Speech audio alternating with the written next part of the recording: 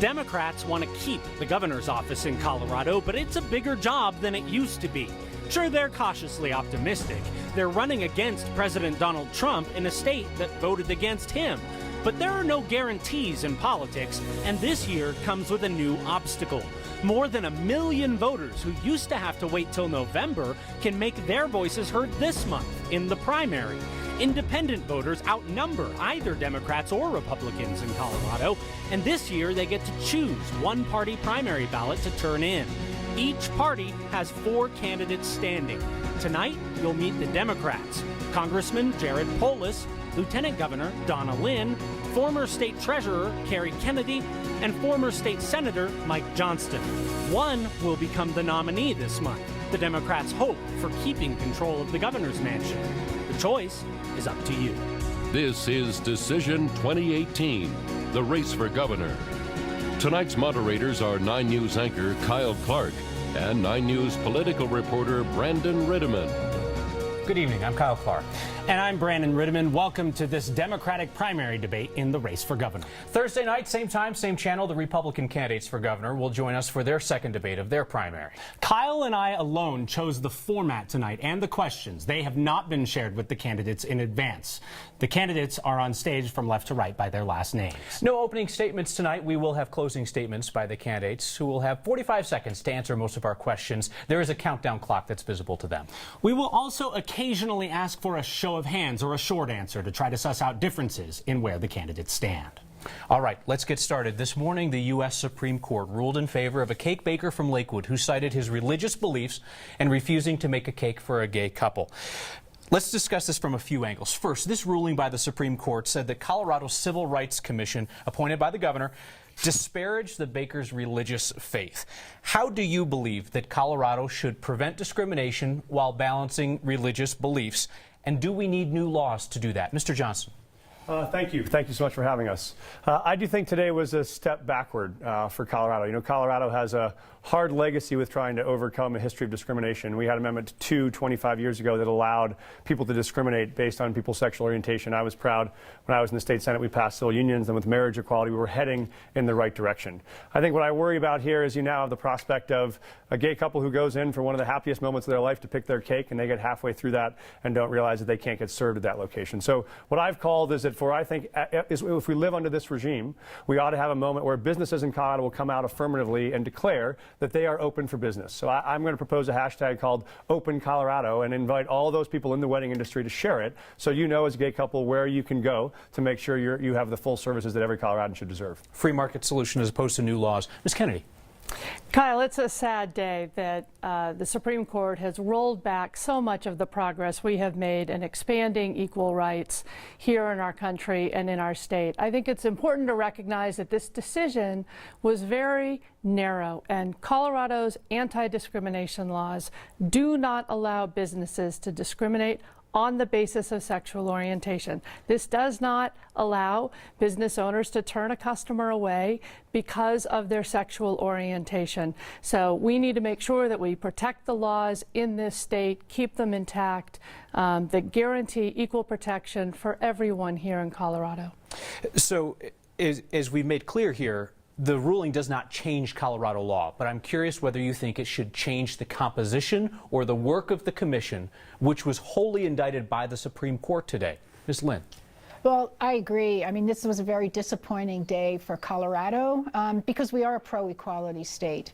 And it was a very limited decision, however. So I think the message that we are the state that we are and treat everyone the same is still there. The message really revolved around the Civil Rights Commission. And in fact, there was a bill passed earlier in the session. The governor signed it into law that provides the kind of training for boards and commissions that we oversee that makes sure that the boards and commissions don't let their personal biases come into these decisions. So I think, you know, we've got a very thorough process right now, and through the legislature, we're firming that up even more as we go into 2018 and 2019. Steady as she goes, or change the approach, Mr. Polis? You know, there was a shameful years in this nation's history when stores, restaurants would routinely exclude people of certain races or certain faiths. I'm a member of the Jewish faith, and when my parents were growing up, there were a lot of clubs that didn't allow them to join. But you know, who we are as a society is one that cherishes religious freedom, but we also believe that religious freedom should never be used as an excuse to discriminate against anybody. You know, people of faith are people of love, and it should be about cherishing one another and respecting one another for our differences. Mr. Polis, thank you. So we talked about the wedding cake. Let's talk about the person who's front and center actually doing the hitching. Does anyone here, by show of hands, feel that churches should have to perform marriages for same-sex couples in order to keep a tax-exempt status? No hands up. Thank you. Let's give voters a sense of where you all agree and disagree on gun policy. I'm going to ask you a few show of hands questions, and then we can explore any contrasting positions that we have. By a show of hands, would you as governor sign a bill banning so-called assault weapons like the popular AR-15? All four of you. Next, would you sign such an assault weapons ban if it was retroactive and it meant the confiscation of those weapons from Coloradans who already own them? A show of hands. Would you sign a retroactive ban? No hands. Coloradans who owned high-capacity magazines prior to 2013 and the gun control legislation those years, they were allowed to keep them. They were grandfathered in. By a show of hands, would you sign a new retroactive mag ban that would confiscate those high-capacity magazines? No hands there. And then lastly, after the school shooting in Santa Fe, Texas, there was a lot of talk about potential criminal liability for gun owners who do not secure their weapons. By a show of hands, as governor, would any of you sign legislation that would bring about criminal liability for gun owners who do not secure their weapons? It's a complicated question, Sure, Kyle. I think there's an interest in talking about it. The details are very important. Yeah, let's dig into that. So universal interest in that, but let's explore. Mr. Polis first. Well, I mean, if you're talking about establishing liability or some sort of insurance program, you need to be very respectful of what those are. The fact is, it can already be criminal charges against a parent who leaves their gun in the way of a child who gains access with a tragic consequence. And you have to be careful about making sure that new laws are able to be implemented and enforced. So again, the concept can work. People should take responsibility as gun owners, right, to store their weapons safely at home. But you also have to make sure that you don't do anything that makes it harder on hunters and sportsmen and people who own guns for self-defense. So I think there's a germ of an idea there, but you have to be very thoughtful about how you hash that out to make sure that we provide a financial mechanism to ensure responsible gun ownership. And you say financial, are you talking about a civil penalty or are you talking about a criminal penalty? Well, it's your proposal, Kyle, so you tell me. We were talking about criminal penalties. There are criminal penalties okay. today if a parent doesn't, leaves a gun out and a kid uses it. Okay. So, and those have, different kinds of enforcement, but there are criminal penalties today. Mr. Johnston. Yeah, I think you want to make sure that there's a relationship that establishes responsibility. So if you have a parent and a child and that parent is negligent and leaving weapons out that they can use to hurt themselves or others, there's reason there to take caution. If you have roommates that are unrelated that are living in a common apartment complex, that's a very different question. So I think there is a way for us to encourage responsible gun owners to make sure that they're keeping their kids safe without unduly burdening people that are living in other cohabitation situations. Thank you. All right.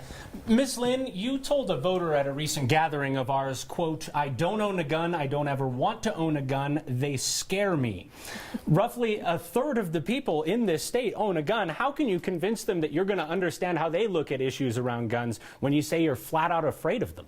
Well, I think there's a lot of issues that people disagree on, but it doesn't influence how they lead. And so respecting the rights of gun owners, as you saw in the show of hands, I understand that. I personally don't, as I said, made a choice not to own a gun and not to either hunt or use it for protection, and it's my own personal preference, like we have a lot of other personal preferences around the music that we listen to or what we do, whether we drive a fuel-efficient car or we don't. So it is a wide open state in terms of making those decisions, and I don't think I'd be moving to take them away from the people that are protected by the Constitution and by other laws in Colorado. Thank you much. Mr. Johnston, why are you telling people you were the one who led the effort to pass the 15-round limit on ammunition magazine? I ask because I looked up the bill. It has 21 Democrats listed as sponsors, and you're not among them. So if you look at the debate on the floor of the state Senate on this, I was the one who spoke on and made the case for our side around these magazine limits. There were many people involved. Certainly any significant act like this requires leadership. But I think the real story about this debate on magazine bans is that there are real differences among the people on this stage on some things. There are things we agree on and things we don't. But I will say after the Aurora Theater shooting and after the Newtown tragedy, I stood in the well of the state Senate and fought to ban high-capacity magazines. At the same time, Jared opposed high-capacity magazine bans at the federal level. And so there is a real difference on where we stood when this question was called and when we had to recover from the Aurora Theater shooting that I think is a difference in the record that matters. Mr. Polis, very quickly. Since I was name-checked there, I've taken on the NRA for my first day in office to support universal background checks. I co-authored a bill to ban bump stocks, and yes, I co-authored a bill to ban assault weapons. I'm the father of a 6-year-old and a 3-year-old. Nobody should have that fear of what could happen to their kids at school. Like so many Americans, I've learned a lot and followed this issue, and I've seen the harm that these weapons of war can cause in our schools, in concert halls, and in theaters. And I support specifically address what what he said about your actions in Congress, though. There was never a vote on magazines or assault weapons. He refers to me not sponsoring the bill, but you know what? He never wrote or sponsored a bill to ban assault weapons during his entire time in the state legislature. That's not the question, with all due respect. The question is, after the theater shooting where we knew there was a high-capacity magazine used, I fought to lead and pass legislation to eliminate those high-capacity magazines. Jared publicly said he opposed them, which was one of the reasons why it didn't come up for a vote, because other Democrats said they wouldn't support it. And at the same time, when we were fighting to pass universal background checks, I think the first legislation that you co-sponsored as one of 3 Democrats was to make it easier for firearm dealers to move arms across state lines. I don't think that's the response Coloradans are looking for when we're burying 4-year-olds after the Aurora Theater shooting. I think it's taking a hard stand on the issues that matter, which are making sure you ban magazines. Well, first of all, that bill you're referring to was backed by the Brady campaign and gun safety groups because it provided for universal background checks. The fact is, I'm the only one of the 4 people here to put my name on a bill to ban assault weapons, Mike. You had every opportunity to do that for 8 years, and you never did. All right, Mr. Polis, thank you. The next question is actually for you. So, your campaign has made a point that you're refusing big donations. You voluntarily cap them at $100. And that's obviously possible because you are contributing your own great wealth to your campaign. Could you specifically outline how the other people here with us tonight are influenced and beholden to their big money donors? And please use names. So I like to say the fact that I'm putting my own money in the old IT language we used to use, that's a feature, not a bug. I think people are frustrated that their politicians seem to be working for special interests in big corporations rather than them. I'm really running for governor to be able to take on the special interests. So you know that when I'm fighting for better prescription drug rates, you know that when I'm fighting for universal health care and Medicare for all, you know that I'm taking on the gun manufacturing lobby, that I wasn't put there by any of them. I'm only put there by the people. What are the special interests that your opponents are serving? And again, please use their names, both the names of the interests and the names of your opponent. Well, again, you can look up who their donors are online. It's all public. The fact is, I've had over 200 grassroots events meeting with donors. I'm allowed here. Well, you could give me a list, but there's hundreds of millionaires that have donated to their campaigns, and you can find it on their campaign finance documents. You know, again, it's not about that. It's about the fact that I'm the only one who's capped donations at $100 and doesn't take a single penny of special interest money. Well, Kyle, you know, 2 people are monopolizing this debate, and I think maybe the other 2 ought to be able to step in. And I'd address that question because I am the only candidate that, in fact, has not taken $1 million from out-of-state people who maybe want to be the governor, or for other special interest groups. And so with all due respect, was anybody offering you $1 million?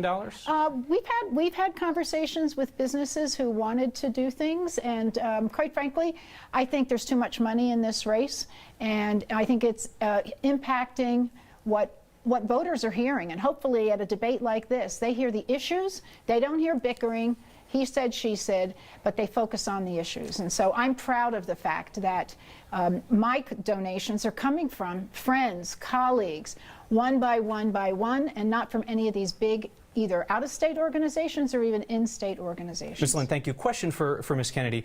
Colorado's largest teachers union is one of your strongest supporters. The teachers have made their aims clear through their recent protests. They want retirement security, they want better education funding, and they want higher pay. Is there anything that Colorado's teachers are asking for that you won't give them? Well, Kyle, I'm so proud to have the endorsement of the teachers here in Colorado. I've been working to improve public education in Colorado for my entire career, and the teachers have really important issues that they are raising in this race. We have been falling behind in supporting public schools in this state for over 25 years, and our teachers today in Colorado are paid among the lowest salaries in the country. Half of our school districts have cut back to a 4-day school week, and they see the impacts in the classrooms every single day. So you believe that all of their demands are reasonable? There isn't anything that they're asking for that you would say, no, sorry, can't do that? I think teachers should have professional pay, and I think we should give them a raise here in Colorado. I think teachers deserve retirement security. They work a long career, they pay into their pension, and they deserve to retire with dignity. And I think we should be giving teachers more support and resources in the classroom so that they can support the learning of their students. Thank you. I want to stick on education for a little bit and hear from all of you. We're going to put two hot topics in education together so we can hear about both. First, what place do charter schools have in our education system? And second, how about district-wide vouchers for private school? And we'll start with you, Ms. Lynne. So I think the fundamental question is, are we funding our education system at an adequate level? And I think the answer is no. And so we need to get schools more funding. We do need to give teachers a professional wage. And have tests and testing gone too far? Yes. Now, on the issue of charters and how we attack that, I think I've said previously where groups come together in communities to form a charter, I'm in favor of that, as long as there isn't disparate treatment for the people that end up in that charter versus those who stay in the public schools. So I think we can have charters alongside of our public education system, but if I had to choose, and you said, what are my two issues? Funding public education at the level that we ought to be doing it, or supporting charters, I would definitely go with funding public education. Any room in your view for district-wide vouchers?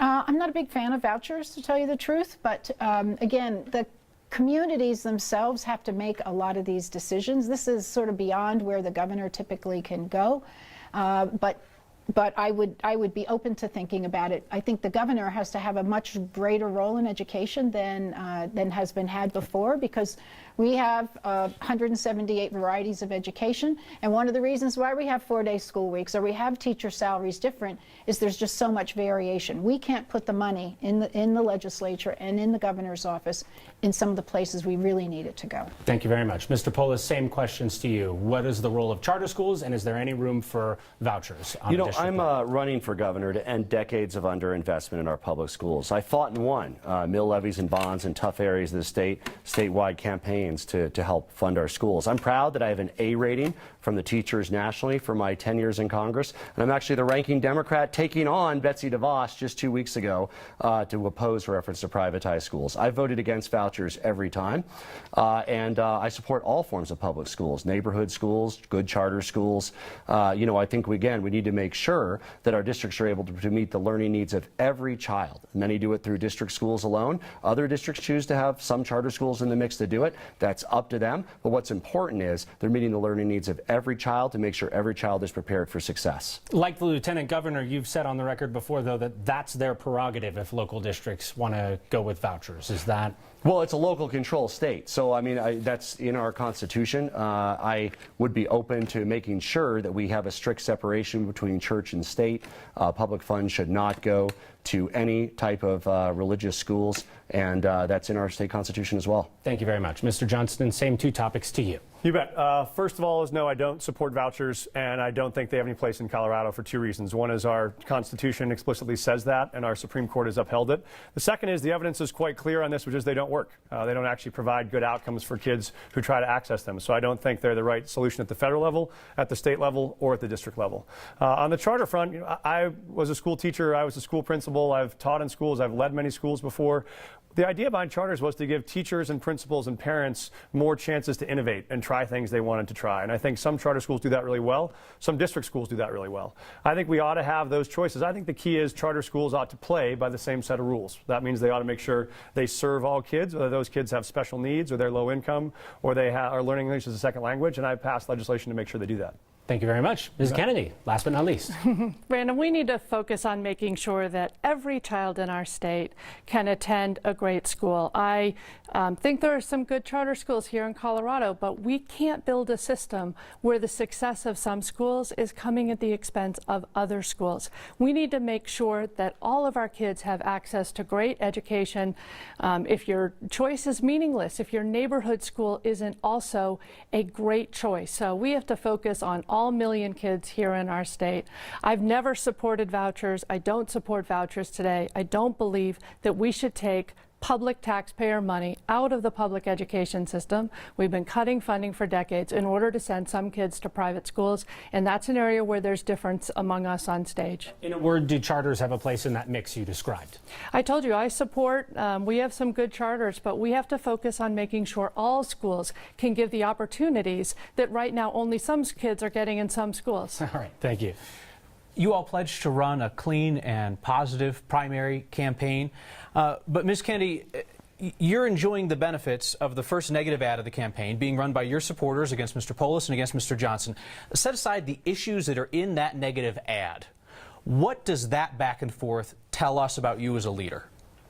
So, Kyle, I am running a clean campaign. I am only producing positive ads for my campaign.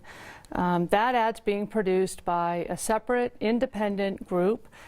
It would violate campaign finance laws for me to coordinate or even talk to them. That group, that it would violate campaign finance laws to say that. But I will say, I think it's important that teachers in this race have a voice. That ad's been developed by teachers here in Colorado. There are important issues. We're talking about them here today. There are important differences. And teachers took a hard look at the candidates in this race and they endorsed me. And they need to be able to communicate that with voters. But I don't like negative ads and I don't like the tactics of sensationalizing that we're seeing. But we have to respect their right to communicate with voters. You know, I'd love to respond. Actually, you're the one person who's not targeted by it, so I'm afraid I'm going to have to go to the others. Mr. That's all the Johnston. more reason why I should. I think this is a clear leadership question. You made a clean campaign promise, and then you broke it. You don't have to talk to anybody. You can talk right there to the camera and say, take down this ad.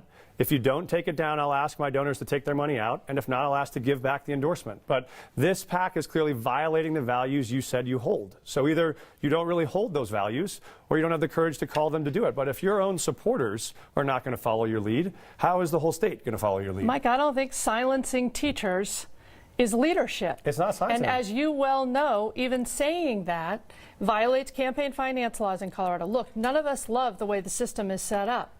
But that's the way campaign finance is set up here in this I've state. said very clearly, no one will run a negative ad in my name. And if anyone did that, I would say publicly, take this ad down, or I'd ask donors to give back the money, or I'd give back the endorsement. You can say that. I want to hear from And Mr. you Polis coordinated. briefly before we move on. People want a leader that doesn't pass the buck. You know what? We are responsible, and if things are being said in our name, we can tell our donors, or we can say publicly to you, Kyle and Brandon, that we don't want people doing that sort of thing. But the fact is that Cary Kennedy's super PAC is continuing to tell lies about me when she actually worked for the organization that pushed vouchers in the first place. So again, it's hypocritical. I voted against vouchers every time that they've come up.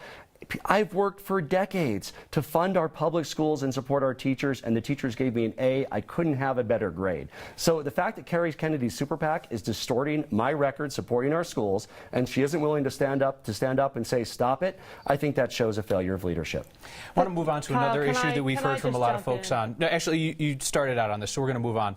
I want to talk about a program that the Hickenlooper administration is participating in, Pivot to Colorado. They're trying to convince Californians to move to Colorado to take jobs in the high-tech sector. So I'm curious what you all make of that effort. It's a talker. Mr. Polis. Well, I don't know the way you framed it. I have to look on the proposal. What I feel about growth is for too many Colorado families, they feel like they haven't benefited from growth. You know, yes, we have low unemployment. Maybe you got a 2 or 3% raise at work, but what good is that if your cost of living has gone up 10 or 12% a year the last 5 years? If your commute to work takes 40 minutes instead of 15 minutes. So growth needs to pay its own way, whether that's through impact fees, whether that's through making sure that when people register their new vehicles here, they're paying an additional fee. We need to make sure that Coloradans, those of us who are already here, and I'm proud to be a Colorado native, benefit from the jobs and businesses that we attract to the state. That hasn't always been the case, and as governor, I'd like to do better. You bring up a fair point, which is that a lot of folks might not be familiar with the details of this. It's largely funded by the tech industry, but the state is offering personnel, support, and some funding to advertise in California and tell folks from the Bay Area to move to Colorado to take jobs here. That's a good point that you brought up. So, Ms. Lynne, what do you make of the effort by your administration? Well, first of all, as you know, I think our first responsibility is to educate the young people that we have here and get them ready for the jobs of the future. And that's a critical work that we're doing now with a number of apprenticeship programs and trying to think about what the jobs of the future are. I've often said our universities shouldn't just be producing degrees, they should be working with business. So that should happen first and foremost. We're not bringing more bodies here to fill jobs that don't exist. I mean, as you know, our unemployment rate is so low, we have a hard time as the state to actually recruit some of these top talents. And so I think it's an okay effort. I'm glad that it's only technical support and that the industry started itself. But I do think the issue of growth and job growth throughout the entire state is something we really have to tackle. An okay effort, a ringing endorsement. Mr. Johnston, your thoughts on the state's outreach to California? I support it, and I'll tell you why, because I've talked to hundreds of technology leaders in the state who are saying we're trying to grow businesses in Colorado and we want to keep them here. We don't want to have to get bought out and move to California or New York, but if we can't get the talent we need to grow, we're going to have to move. So the two parts are, yes, I do think we want to bring more talented engineers and developers to Colorado, but really long-term what we have to do is grow our own talent. And so that's why I've proposed making computer science available in every high school in Colorado so we can have students coming out of our own pipeline that will be able to fill those jobs. Also why I've supported this idea of the Colorado Promise, which will allow people at any stage of their career to get up to 2 years of either community college or skills training that they could earn debt-free in exchange for providing service to the state. So you could move from being a coal miner or a truck driver to a coder or a developer if you wanted one of those jobs. And we should note that while we try to poach Californians, Ohio's trying to do the same thing to us and get our people. Ms. Kennedy, what do you think of this effort?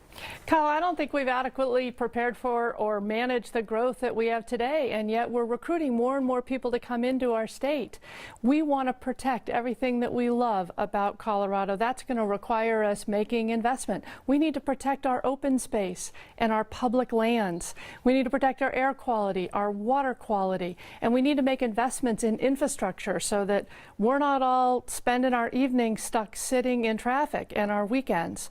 So I would like to see our top companies in this state, our most innovative businesses, recruiting from kids that are graduating down in Pueblo and in Trinidad and in Cortez, rather than having to recruit from California. All right, thank you very much. All right, we talked about this up at the top, that there's a change in Colorado law this year allowing voters who registered with no party to participate in the primaries. It's something we haven't done here in Colorado before. So real quick, we're going to catch our breath, and you are going to catch up on the rules. If you registered with a party, you'll get that party's ballot in the mail, just like normal. It's too late to change it now. If you registered with no party, they call that unaffiliated, you can expect to get 2 ballots, one for Republicans, one for Democrats, but you're only allowed to cast 1. I repeat, you can only cast 1 ballot. That's why they give you 1 envelope. If you turn in both, your vote will not count. You can handle most voter registration stuff online in Colorado. Just go to govotecolorado.com. There, you can check your registration, update it, or register for the first time, but don't put that off. That's govotecolorado.com. For drop-off locations, in-person voting, or more information, check with your county clerk. Vote early, not often, but make sure you vote by primary election day. It's Tuesday, June 26th. The polls close at 7 p.m. If you want links to all that stuff, it's on 9news.com right now. And with that, we're going to get right back to our questions with our candidates. Correct me if I'm wrong, but none of you want to get rid of the part of Tabor that says you have to go ask voters for new taxes. All right, nobody responding. We'll go on. Mr. Polis, every candidate here has campaigned at one point or another on reforming Tabor. You are the only one I've heard try to have it both ways. You told the firefighters you want, quote, real reform on Tabor, but then you made it sound like no big deal to some of the voters we brought together for a recent event. You said, quote, I don't think it restricts us any more than our imagination does. Which is it? Well, that's why, you know what, I'm not a robot. I'm going to tell you what I really think every time. Of course I support structural reform to Tabor. I would support, like what Referendum C did, getting rid of the caps, allowing the state to keep surplus revenue. I would support reconfiguring the ballot language so it's not so biased against any revenue. But here's the thing. I'm not willing to wait until Tabor reform is done. Tabor reform has been elusive for years. I'm going to work on it. I'm going to do my best to get it done as governor. But you know what? We don't need to wait. We can fund our public schools today with an initiative. We can fund our roads and transportation today. I'm ready to build a coalition day one with the business community, Republicans, independents, and Democrats, because when you're stuck in traffic, you're not thinking about whether you're a Republican or independent or a Democrat. You want a governor who's going to do something about it. You don't want a governor who's going to debate the intricacies of Tabor law. You want a governor that's going to build more lanes and front range rail and bike commuting, and that's what I'll do. When we talk about how to fund these things, we're most often talking about asking voters to approve taxes. And it seems like so often in Colorado, we're talking about regressive tax structures and not progressive tax structures. So by a show of hands, would any of you support moving Colorado into the majority of U.S. states that has a progressive income tax? It's just going to depend what the proposal is, Kyle. Let's get in. It's not a blank check. We're going to hear from everybody on this. Let's try to keep it a little tight. Let's hear from everybody. So everybody supports the idea of moving to a progressive income tax in which higher earners would not just pay more, they would pay a higher percentage. Why? So I support the idea of it because of exactly what you just said, which is right now what we have is the flat taxes mean that the lowest income earners are taking proportionally more of their income to pay Colorado's infrastructure needs. However, we've tried that before and the Colorado voters didn't support it, and so I think it's going to be a hard thing to pass. I'm focused on what I think the practical solutions are that will actually get revenue into the system, and I think the best thing to do is to go to the ballot in 2020 and repeal the refund mechanism in Tabor, which means you can go to all the conservative counties I've been visiting and say this is not a tax increase or an increased tax rate. It simply allows the state to keep the revenue that will already be generated under the recovery. That's $400 million a year you can put into teacher pay, full-day kindergarten, preschool. I think having details for plans on these things matter, and that's why I've come out on that. Mr. Johnston, thank you. Ms. Kennedy, why a progressive income tax for Colorado?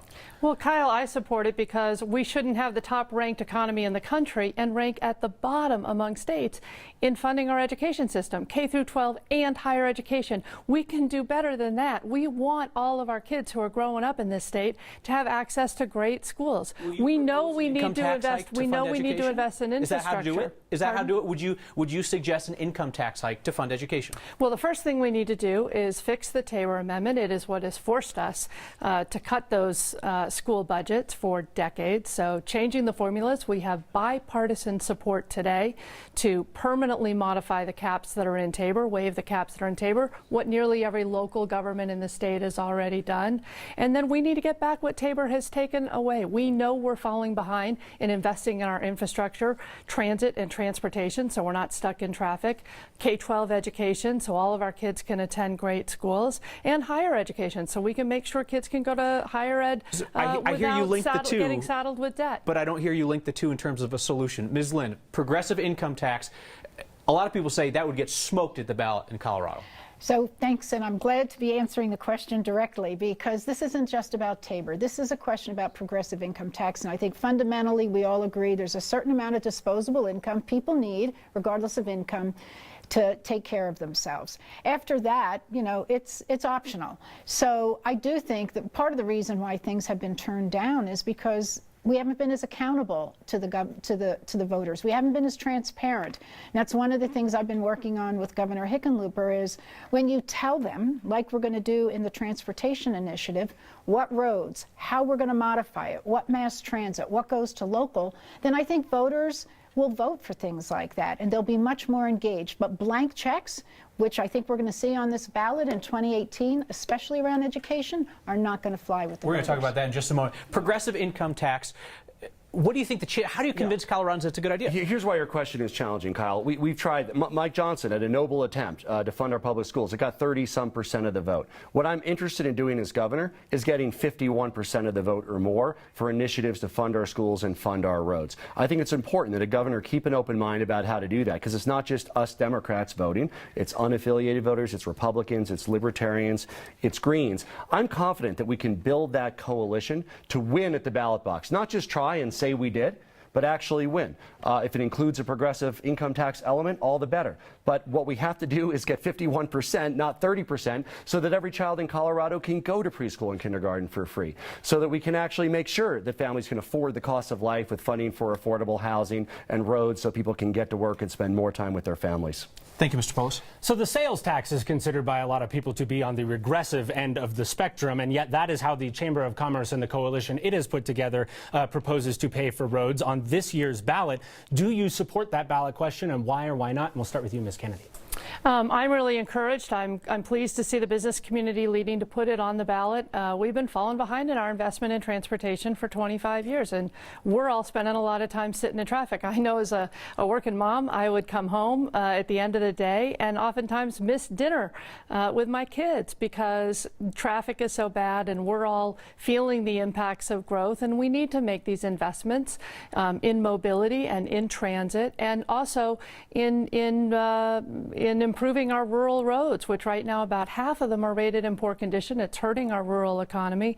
So yes, we need additional revenue to support our transportation networks as the fuel tax has been eroding for decades. All right. Ms. Lynne. So I think, first of all, we made a big step forward, as you know, in this year's budget to take money out of the budget from the general fund to address transportation needs. So $495 million, you could argue that was somewhat progressive because a lot of it came from income tax and additional taxes that we've collected. But we know it's also not enough. So I support the sales tax. I wish we could increase the gas tax, but I know it doesn't poll well. I know it is also partly regressive, although if we were to invest more money into mass transit and other alternatives, I think we could live with that. But I think, again, that transparency around where the projects will go will allow people to make some decisions about supporting that sales tax increase. Thank you much. Mr. Polis? I think it's appropriate to use some general fund money for transportation. Our values on transportation, you can read about my plan at polisforcolorado.com, include front range rail, making sure people can engage in bike commuting lanes, not just new lanes. We need to make sure people can afford to live closer to where they work. Communities are strongest when people that work in communities live in communities. I'm focused on the future. If this passes or doesn't pass, it'll be a different path for the next governor. Frankly, if it doesn't pass, we'll have to roll up our sleeves and end decades of underinvestment in our roads and make sure that we catch up on infrastructure. If it does pass, it's important what the values of the next governor are in terms of multimodal transportation, rail, in implementing the funding mechanism that the voters approved. Would you rather it did or didn't if you were moving into that office on the first floor? Well, look, as a sitting governor, I'll have rather had that in place. It's not something I'm going to go out and campaign for or against. I'm going to wait and see, and I'll be ready to deal with what the voters have to say. Thank you very much. Mr. Johnston? I do support it. And the reason why I support it is I chaired the Senate Finance Committee for 4 years, and I can tell you there are not $20 billion hidden in the couch cushions anywhere in the state budget to fund the long-term infrastructure needs of the state. And while people have concerns about sales tax, our other options are even worse, which is if you go to an income tax, that is only carried by the voters and residents of Colorado. If you go to a gas tax, you know, as people are using less and less gasoline and more electric vehicles, that is a long-term decline, so that won't be sustainable. The benefit of sales tax is it means all the tourists and folks who come to visit the state are actually participating and helping supporting the roads that they're driving on. I do think a key part of this balance is making sure we don't believe we can just pave our way out of this problem, because you just can't add that many more lanes to I-70 or I-25 without hitting the same challenge. You do have to look at mass transit and at ways that we can be more creative about how to use technology to make traffic flow more efficient. And if I could just get wonky for 10 seconds, you can make a sales tax progressive by having a tax and refund mechanism. So with the money you collect, you can actually set some aside to refund along with income tax to low-income families. I would prefer that model. That was 10 seconds, so I appreciate that. I want to ask you all about the Olympics. Everybody was talking about the Olympics last week. So there are powerful interests in our state. They want to bring the 2030 Winter Games to Colorado, to Denver. Democratic Governor John Hickenlooper supports this. Denver's Democratic Mayor Michael Hancock supports this. By a show of hands, do you support bringing the 2030 Olympic Games to Colorado? It depends. With conditions. It depends. Okay. I've got two kind of hands. We've got two hands down. So Johnston Kennedy, maybe. Looks like hard nose from Lynne and Polis. So I want to explore this. First, to the folks who are opposed to the idea. Opposed as in you won't put your full support behind it, or you'll go in and say, this isn't happening on my watch. Mr. Polis. The way I look at it, these are like fun things for like millionaires and business people, but it leaves the rest of us with the debt and the price tag. If you look at every other place that's hosted the Olympics, it leaves a legacy of debt and underutilized infrastructure. I don't think we need it in Colorado, and I think it'll make things worse, not better. Will you actively campaign against them? There's a No Olympics campaign right now, which I'm sure would love your What the support. Olympics need is the support of a sitting governor. I will not, as a sitting governor, support bringing the Olympics to Colorado. The only carve-out would be if somebody else pays for it, if there's some, billionaire that gives the state the money. We'd look at it, but that never happens. It doesn't happen, and I'm against Colorado continuing with its Olympic bid. Mr. Polis, thank you. Why do you disagree with your boss on this? He wants the Olympics here badly. Well, I take it a step further, and I kept my hand down because sometimes politicians equivocate, and I don't think I am one. So I think the important thing about the Olympics is, the voters are going to vote on it. And it's a non-binding referendum, despite how it's been sold to the public. Do you believe there should be a binding referendum that would allow voters to? I would not be opposed to a binding referendum. Would you support a binding referendum? I would support a binding referendum. Now, the difference might be if the organizers of the Olympics were willing to invest in some of the things that we need here, not a skate park, but affordable housing. There will be an impact on our infrastructure. I-70. So if they were willing to kick in and help us fund some of the improvements that we've got to make in I-70, as well as housing, then I would support it. But that's got to be part of the negotiation. It is not in my top 20 priorities. I think we've got to focus on the core issues that we have in Colorado. Thank you. Ms. Kennedy, where are you on this idea? Is it something that you're actively supporting? And what would you say to taxpayers who say the Olympics have never been willing to guarantee that taxpayers won't be on the hook? Why would we sign up for that? So the committee that just issued its report recommended that this question go to Colorado voters. And I think that's a pretty good idea. It went to the voters in 19 for the 76 games, and I think it should go to the voters again. I also wouldn't support it if our taxpayers were on the hook for cost overruns. It absolutely has to be privately. Olympic Games so far. Yeah, would you support a binding referendum, as Ms. Lynn would? Yes, so binding referendum goes to the vote. And there are new models going forward. If you take a look at, are there opportunities for the Olympic revenues that come in from broadcasting, from sponsorships, from the IOC, to help us make improvements on I-70 so that we are not solely on the hook for putting transit and upgrades to a much needed and very expensive corridor? That might be a real benefit to this state. Can we look at using those revenues to build affordable housing and student housing? Vancouver used its Olympic Village and converted it to student and affordable housing. So I think we should take a look at those opportunities, let the voters decide. Before we go to Mike Johnston, you did mention broadcasting revenues, so for the sake of transparency, I'll note that this NBC station would probably make a mint. And 2030 is the last year of the NBC contract for the Olympics, but I hope that doesn't affect our coverage here. We just want Mr. you to Johnston, share a little of it. Where are you on this? Specifically on the idea of should there be a binding referendum, which currently is not being proposed, and must taxpayers be protected, something the IOC has never been willing to do before? I think taxpayers do have to be protected. And I do think that the key focus of this ought to be, it's the same with the question about Amazon. Do you want 75,000 more cars on the road and 75,000 more homes? Well, for the people who can't find an affordable place to live right now and are spending an hour and a half commute across town, probably not. If you said we're going to take a forward-looking country like Amazon or company or a project like the Olympics to say, let's use that to catalyze a new level of investment in building affordable housing and building infrastructure we need for the 21st century, that would be a good partnership to build out. My requirement would be it's got to be a partnership that addresses the needs Colorado have right now around housing and infrastructure for us to make the investment. Thank you. All right, we're going to move on to health care. Issue number one for Democratic voters, according to some Colorado polling. By show of hands, who here wants some version of a public option? All right. Also by show of hands, who believes that a public option should be universally available to everyone in the state as an alternative to private insurance? All right, so let's explore the differences there a little bit. I'll start with you, Mr. Johnston, because you told Colorado Public Radio you thought it would be too disruptive if we just flat out offered a public option that any old person could sign up for. Yeah, so the key here is what we want to do is make sure that affordable care is available to everybody in the state. What we know right now is that is not true in places like the Western Slope or the Eastern Plains, where you have often monopoly providers. There's only one insurance provider in those places. And so I proposed a public option to allow people to buy in anywhere in the state where they're paying more than 10% of their income into insurance. The benefit is that brings competition, brings choice to places where people don't have it. It also means that you don't risk destroying the markets that are competitive right now, where we have well-functioning markets. In some places, you offer a public option, all the private providers disappear, and you're back to the same problem of very limited choice. So what we want to do is offer an option that encourages choice, and then if it goes well, you look at expanding it, but you want to start in places where you're not going to destroy markets from the start. Really quickly, why doesn't that contrast with the party platform, which says that health care is a right, both at the state and national level? Oh, health care is a right. Health care is absolutely a universal right. The question is only how you make it universally available. And so I believe that people ought to have an option to buy into that, and they ought to have access to care wherever they live. The question is just what is the best tool to make that care affordable in the most number of places, and I think a public option linked to places where insurance is unaffordable is the best strategy. I also think that means you have to focus on other things like mental health and behavioral health that we're not adequately covering, which means you got to get more providers into rural areas where we see some of the biggest challenges. All right. You guys are kind of staggered. So, Ms. Kennedy, why is that not good enough? Because I believe we need universal, affordable health care for everyone in our state.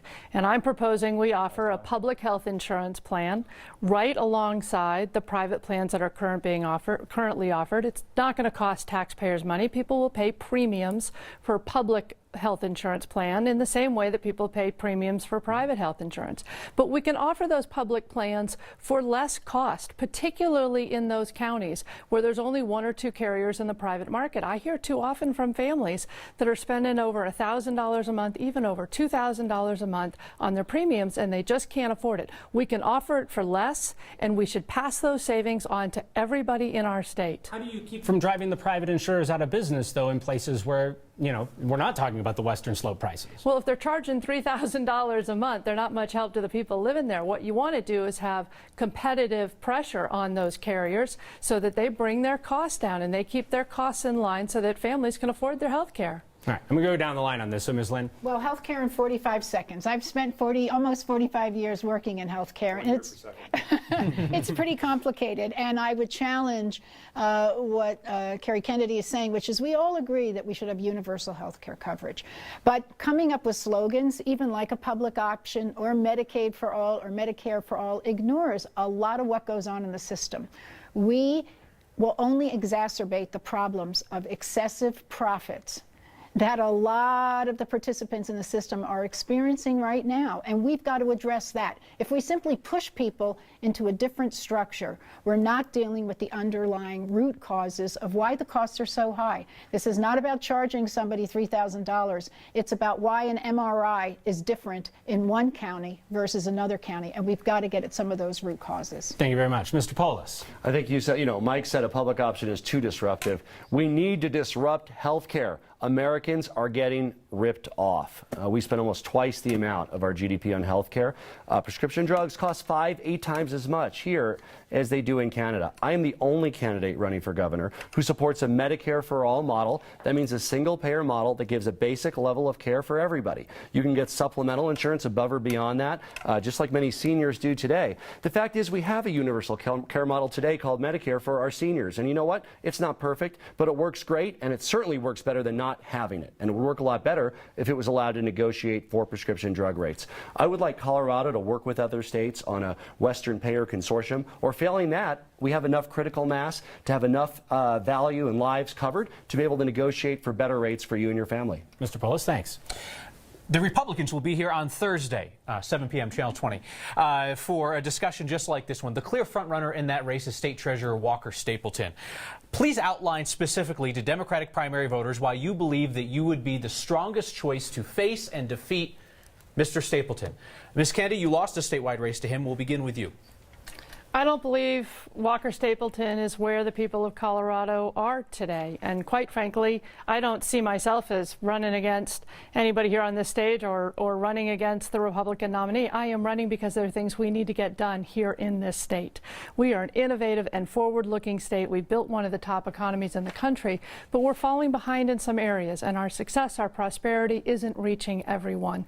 We need a governor who's going to make public education Colorado's #1 priority, who's going to make sure health care is accessible and affordable, and who's going to address the impacts of growth so that we protect everything that we love about our state. We protect our land, our open space, our air quality, our water quality. That's why I am running. It's not to defeat any particular individual in this race.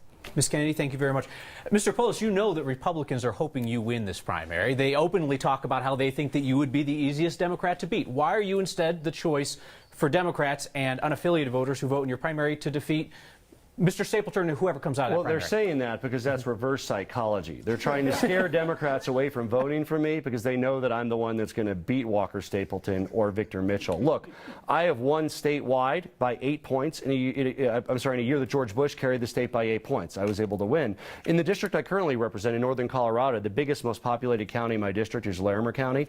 Every elected official in Larimer County, assessor, coroner, sheriff, commissioners, all Republican. And I actually carry that county in my election. Why? Because I've been in the real world. I've started businesses. I met payroll. I haven't been a lobbyist like Cary Kennedy. I haven't represented a safe district in Denver like Mike Johnston. But what I've done is I've been out in the communities holding more town halls than any other member of Congress. I was voted the most effective member of Congress. And you know what? People value that real world work. The fact that I've actually met payroll, created jobs, and that connects me with independent and moderate Republican voters. Mr. Polis, thank you. Mr. Johnston, why do you believe that you would be the strongest choice to go up against Walker Stapleton? Yeah, you don't have to trust me. You can listen to Republicans. Republicans will say that I'm the candidate they are most afraid of seeing in the general election. I think that's because I can both win in all parts of the state. I'm a fluent Spanish speaker. I grew up on the Western Slope. We have a broad coalition. And I think, with all due respect to Jared, the reason why you won that statewide race was because you outspent your opponent almost 50-1 in that election. You're not going to be able to do that in the general election, I think, against the Republicans. And so I think people are really looking for who is someone that's going to be able to bring together people from different parts of the state. And in the state Senate, I sponsored and passed more than 100 pieces of legislation with bipartisan support. That meant bringing Republicans and independents together on hard things like immigration reform or education reform or preschool investments or the Obamacare health exchange. Things that are not easy to get Republicans on board with, but they would say I'm the candidate they're most afraid to see, but the ones they'd probably most like to work with once I got in the governor's office. That was an inconvenient fact, but we honestly don't have time to get into that. I believe his claim was factually accurate. No, I was just going to say, look, no, Cary Kennedy spent more than Walker Stapleton, but she still lost. So money does not always equate to winning an election. Sounds like a triangulation attack there. Ms. Lynne, I want to get to you. Why are you Democrats' best hope against Walker Stapleton? Well, because I think I'm the only adult in this room. This bickering is insane. The voters want to hear about issues, and they can make the decisions based on track records. Actually, Doug Robinson, who's a Republican candidate for governor, said that I am the candidate that he fears the most. So I don't know who Mike is naming. I've been to all 64 counties. I've worked very collaboratively with the legislature. I have Republicans who think I would be the best governor. Club 20 gave me an award called Building Bridges, which was based on the work to get rural broadband, rural hospitals safe in terms of their ability to survive. So I think I've got that. Walker Stapleton is not engaged in running the state of Colorado. The treasurer's role is very limited. They handle banking and cash flow and investments. They don't build the budget, they don't balance the budget, and he wants to use staplers as a way to balance and save us money. I think he's highly uninformed. Thank you, Ms. Lynne. All right, we're going to have to stay tight to time on this one, but we do have time for one where we can hear from all of you. The states offer a check on the federal government. Democratic voters, of course, are very interested in having a check on President Donald Trump. What makes you the better person on this stage to do that? And we'll start with you, Mr. Polis. You know, I believe that actions are more important than words. I think everybody here will say they'll stand up to Donald Trump, but that's what I've been doing in Washington. I succeeded in helping defend the Medicare expansion and health care from attacks from Donald Trump.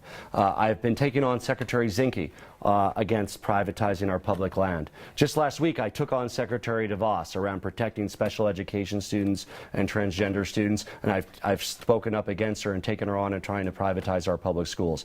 Experience matters. I've started businesses, I've been superintendent of the public schools, but yes, I've gone toe-to-toe with Trump in Washington, and I think Coloradans want a governor that's ready to roll up their sleeves here and protect our Colorado way of life and an inclusive vision for our state. Because one day this bully in Washington is going to take on disabled Coloradans, the next day women, the next day immigrants, the next day Muslims. I'm ready today, one, to stand up for all Coloradans. Thank you, Mr. Polis. Mr. Johnston.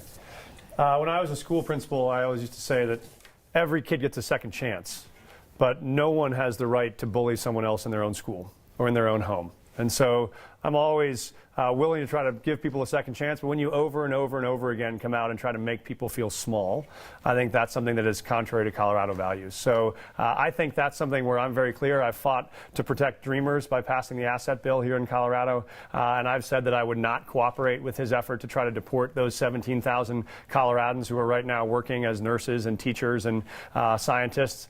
So I think, you know, if he wants to build the wall, we'll build the wall around Colorado and keep Donald Trump out of it, because I think people here are much more interested in solving problems than they are in throwing bombs. That's much more what the Colorado way is. And I think they're looking for a governor who will actually ignore Trump's silliness, but take on his bullying. All right, Mr. Johnston, thank you. Ms. Kennedy. Brandon, leadership in the years ahead is going to come from the states. It's going to come from strong governors. We've got an administration in Washington that's trying to roll back 50 years of progress, 50 years of expanding health insurance to nearly everyone here in our state, 50 years of expanding equal protection and civil rights, 50 years of protecting our rivers, our air quality, our public lands. So you will see me as governor fight the administration and not let Washington take Colorado backwards. We are a national leader. We need to be a state that the rest of the country looks to. You'll see me not just fight in the State House, but also in the courthouse. And we will stand up and join with other states where we see policies coming out of Washington that are going to take our state backwards. We will defend our state and make sure we continue to lead. Thank you very much. Ms. Lynne. I think we've got to turn the other cheek sometimes to Donald Trump and focus on the work that we have at hand, except when he is being a bully, except when he's attacking people who are vulnerable and that we care about in this state. But I think what we've done in the Hickenlooper administration, and I would continue to do, is just focus on our Colorado issues. We have lots of ways to skin this cat. We work through the regulatory process with all of the federal agencies, and there are a lot of great people that are working on that, both on the state side and on the federal side. And even our Attorney General, as much as I'd like a Democratic Attorney General, our Attorney General, for example, in Masterpiece today, stood up for the rights of that couple. And so I think we've got a multi-pronged way of being able to fight the fight here, have a strong leader, somebody who is experienced, that can actually get the work done. All right, thank you very much. It is time now for our closing statements. The order was selected randomly, and Ms. Lynne, it just so happens we'll start with you. Great. Well, thanks. I wish the education question had been about substance as opposed to bickering, because I'm somebody who all my life has gotten things done. I want to close with an important message about what's at stake.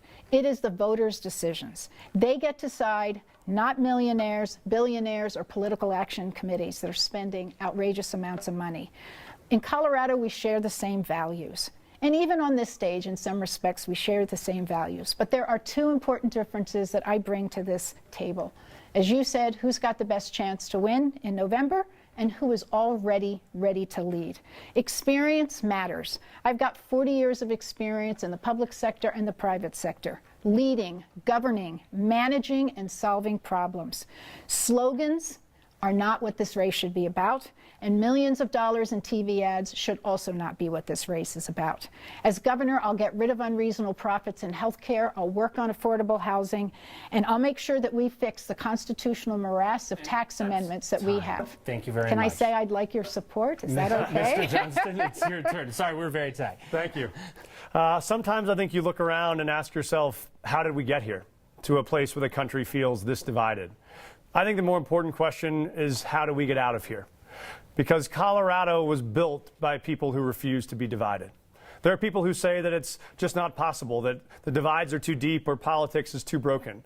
But if we want to build a state where our economic recovery reaches all corners of the state, if we want to make sure that we have health care and housing that we can afford, if we make sure that we can actually build schools that are worthy of the kids who dream there, we're going to need a governor who can lead for all of the families in all corners of the state. I've spent the last 25 years of my career bringing people together to solve the toughest problems in the toughest places. I did it as a teacher in rural Mississippi. I did it as a school principal when we got 100% of our seniors admitted to four-year college. I did it as a senator when I passed more than 100 bills with bipartisan support. Now, more than ever, Colorado needs a governor who can cross those divides again. All right. Thank you very much. Mr. Polis.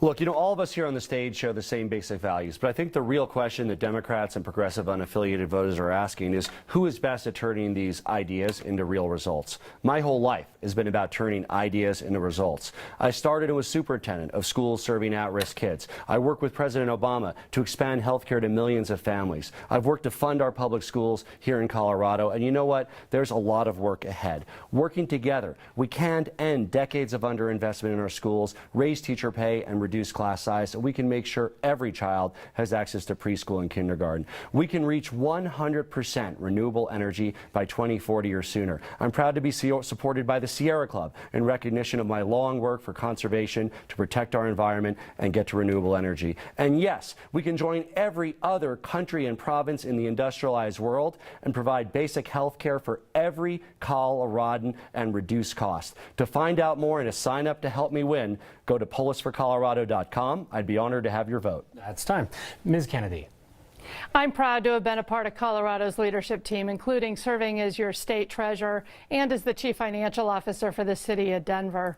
I was able to protect states' investments from losses while I served as treasurer, keep the state's budget balanced, and keep our state on good, strong financial footing, laying the foundation for what today is one of the fastest growing economies in the nation. But too many people in our state aren't benefiting from our progress. We need to make public education our state's #1 priority. I authored the only measure that's passed statewide that took on our Tabor Amendment and increased funding for public schools, avoided even deeper cuts. It needs to be our top priority. We need to keep health care accessible and affordable for everyone here in our state, and we need to do a much better job managing growth so that we protect everything that we love about our state, our air quality, water quality, public lands, open space. I am excited to lead this state as governor and would be grateful to have your support. Our thanks to the candidates. Our thanks to everybody who has been watching at home. The Republican candidates for governor debate Thursday night, 7 p.m. on Channel 20. For Brandon Rittiman, I'm Kyle Clark. Good night.